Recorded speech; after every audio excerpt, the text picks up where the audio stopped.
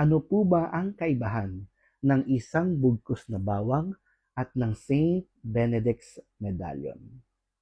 Ang isang bugkos na bawang ay ginamit ng ating mga lolo pangtaboy, panglaban sa lahat ng uri ng aswang.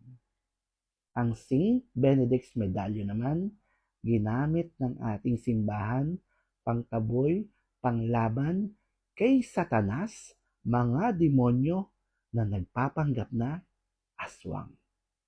Ang isang bugkos na bawang na ito, mabisang panggamot sa may high blood.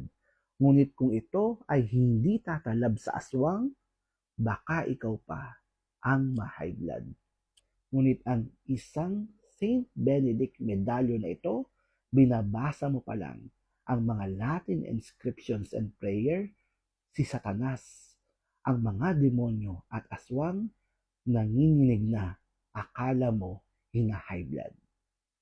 At ang isang bugkos na bawang na ito, effective lamang sa pelikula ni Herbert sa Commander Bawang.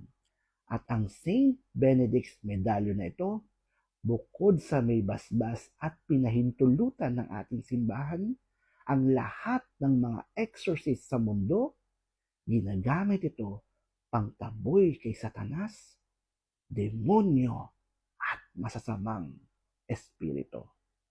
Kayo po, kung gusto niyo ba ng bawang, bumili kayo sa palengke, at kung gusto niyo naman ng Saint Benedict's Medallion, alam niyo na kung saan kayo magtatap. Sana po nagustuhan niyo. Hanggang sa muli, Brother Paul po. God bless.